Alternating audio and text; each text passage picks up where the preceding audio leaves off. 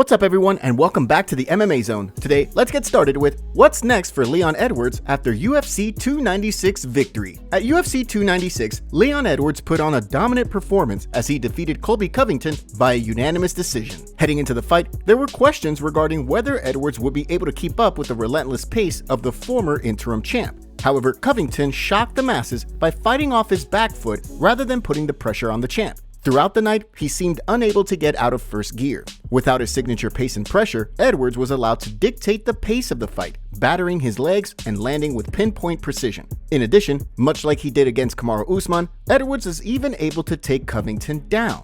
After his second successful title defense, Edwards now finds himself in a position to welcome a fight with Belal Muhammad. Of course, the last time the two fought back in 2021, the bout ended in a no contest after an accidental eye poke rendered Muhammad unable to continue. After weighing in as the backup fighter for the event, Muhammad is now expected to get his long-awaited crack at the welterweight title. With Edwards' second straight title defense behind him, he's continuing to build momentum as he pursues George St. Pierre's welterweight title record. Next up, let's take a look at Paddy Pimblett versus Tony Ferguson. On the UFC 296 main card, Tony Ferguson and Paddy Pimblett collided in a highly anticipated showdown that captivated the MMA community. After undergoing surgery and taking some time off, Paddy Pimblett was able to return in a big way as he picked up a unanimous decision win over Ferguson. In the first, Pimblett surprised many fans with his striking, overwhelming the former interim champ and nearly finishing the fight. In the second round, Ferguson seemed to get more comfortable, landing elbows from his back while maintaining his guard for much of the round. However, Pimblett continued to pepper him with shots from the top. In the third, despite Pimblett starting the round looking somewhat tired, Ferguson once again found himself on his back, where he was unable to create a scramble and get back to his feet. With the loss, El Cucuy now finds himself tied with BJ Penn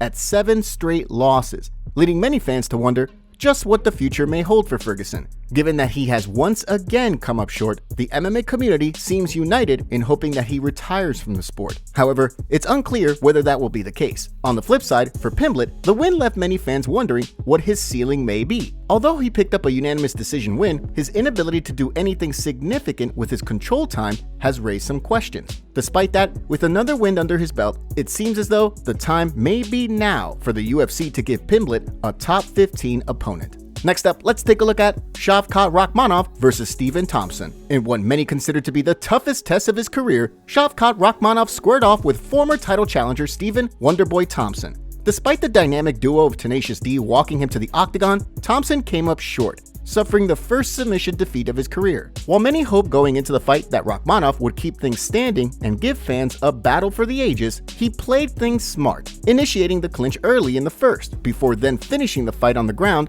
in the second. With the win, Rakhmonov now finds himself with 18 wins and 18 finishes, cementing him as the next likely title contender for the welterweight belt after Belal Muhammad gets his crack at the belt. As the Nomad continues to rise through the welterweight rankings, his hype is at an all-time high after his win over Wonderboy. On the flip side, Thompson now finds himself 1-2 in his last 3. Prior to his loss to Rakhmonov, Thompson picked up an impressive victory over Kevin Holland last December. Despite his latest loss, Wonderboy showed that he isn't done quite yet. Although he is in the twilight years of his career, his performance against Kevin Holland last year showed that he still has what it takes to produce remarkable performances in fun fights and add to his already impressive highlight reel. Now let's shift gears and take a look at Conor McGregor text messages get leaked. Fight fans may recall the ugly split between Artem Lobov and Conor McGregor last year that saw Lobov sue his former friend and teammate for 5% of the profits McGregor made in the 2021 sale of Proper No. 12, claiming that without him, McGregor's whiskey company wouldn't have gotten off the ground. With the two sides set to go to court, things are heating up. This week, heading into the weekend, Lobov shared footage of a text conversation. A text allegedly from McGregor, shown in the clip, reads, "This fight and this whiskey deal, I'm going to look after you. You are always there for me, brother, and I appreciate all your work." In response, Lobov wrote, "The whiskey is going to be huge. Audi told me that you're giving me a percentage. Thank you very much for that. It's going to be a massive success." McGregor responded writing, "Don't worry about it, my brother." Despite the ongoing lawsuit, McGregor's main focus is on returning to the octagon in the new year. While the date for his return has been unclear, McGregor's manager, Ali Attar, recently revealed on the World MMA Awards red carpet that their team is pushing for the UFC to book McGregor on the UFC 300 card, which was recently announced for April 13th. If it was up to him, he'd be fighting Saturday. So, ultimately, I think we're trying to make sure we're doing everything right, following all the right standard operating procedures to get him back, into the octagon as soon as possible. UFC 300 would be amazing, and obviously we're pushing as hard as we can to hopefully make that happen. Although he remains somewhat non-committal, Attar did indicate that McGregor will likely fight Michael Chandler when he returns, despite a possible Nate Diaz trilogy. Next, let's take a look at Aljamain Sterling gets called out by MMA community. On the preliminary card of UFC 296, Tagir Ulanbekov picked up a submission win over Cody Durden, marking his second straight win. After snapping the 4-fight win streak of Durden, the win should have been a big moment for Ulanbekov. However, the focus after the fight was the multiple infractions that saw him repeatedly stick his toes in the cage during the finishing sequence. As many were quick to point out, the referee should have done more than just simply smack Ulanbekov's foot away from the cage. Former bantamweight champion Aljamain Sterling shared his thoughts on the situation, writing, "Ulanbekov has crazy control, but how many times can you warn about the same thing? I don't know if that position would change, but what's the point of 6 warnings? And there's a tight rear naked choke finish." As one fan pointed out, Ulanbekov doesn't speak English, which could have caused some confusion during the referee's warnings. Sterling countered back, writing, "I've met him personally, and I know he's not a dirty athlete, but I just don't get why have 6 warnings. Either do something or don't say anything at all. Having Tagir is that position, and he would finish most flyweights, and we have translators in the back room and cage side." The tone then changed, with one fan writing that Sterling seems to have it out for Russian and Dagestani fighters, something that didn't sit well with the former champ, who fired back, writing, "Then you are sadly mistaken, my man," Sterling replied. "I hang with them all the time as you see there. How can I have a thing against respectful people? I call things how I see it. If it's wrong, it's wrong. As for Russians, they love me for what I did to Yan." The fan then pushed back, saying that over the years, as he's watched Sterling's content, he's picked up on a pattern. However, the former champion didn't back down, writing, "I appreciate the interaction, but if you're looking for stuff to fit the narrative, you can find it in multiple things. I've said about many specific things. Islam/Habib is a specific thing, for a rare situation, to my old situation. So, nah man, everything is relative to the talking point." With Ulanbekov entering the fight as the number 12 ranked flyweight, he's likely due for a big step up in competition in the new year after the latest win. Next, let's take a look at Sean Strickland and Sean O'Malley go back and forth. During the UFC 296 Fight Week press conference, Sean Strickland engaged in a verbal sparring session with both Sean O'Malley and Dricus du Plessis. At one point, Strickland cracked a joke about O'Malley's wife, which then opened up the floodgates, with O'Malley taking aim at Strickland for childhood trauma, and du Plessis following up with a similar line that seemed to strike a nerve as the two went back and forth.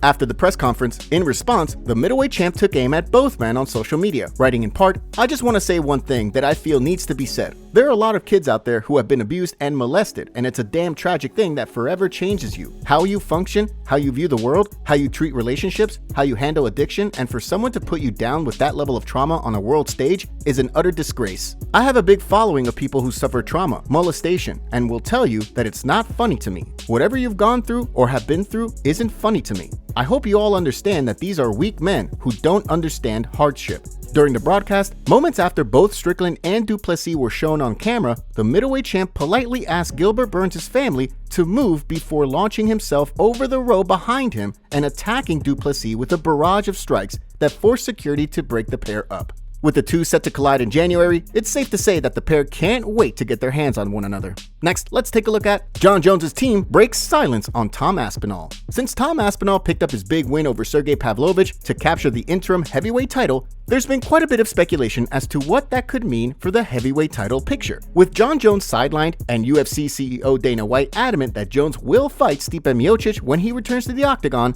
there have been calls for the UFC to strip the champ. As White told TNT Sports recently, not only will the UFC not strip Jones, he has no plans of booking a fight between Aspinall and Miocic. On the heels of Jones defending his right to remain champion through his injury, his longtime striking coach, Brandon Gibson, shared his thoughts on the situation during a recent interview with From the Stands, indicating that there may be a chance we see Jones versus Aspinall in the future, despite indications that he would retire. You know, the time to fight Tom, I'm sure will come.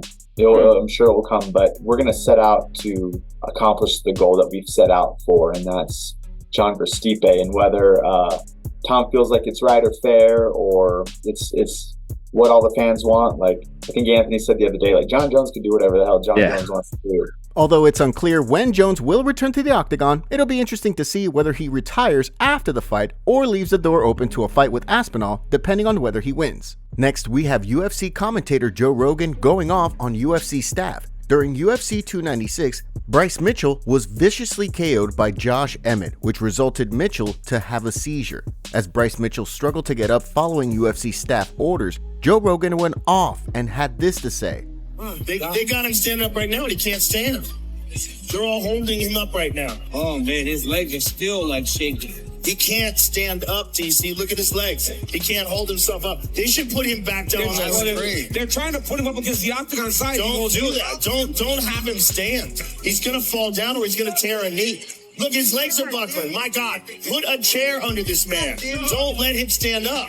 He can't stand up right now. Yeah, they gotta let him. They're holding on to him, but his legs are so unsteady. Look at his knees. His legs are together and his knees are buckling. Have him sit down. Look, he can't walk, man. Yeah, that's insane. Give him the chair. Give him the chair and sit him down. Sit him down. Because that's how guys tear their knees, right?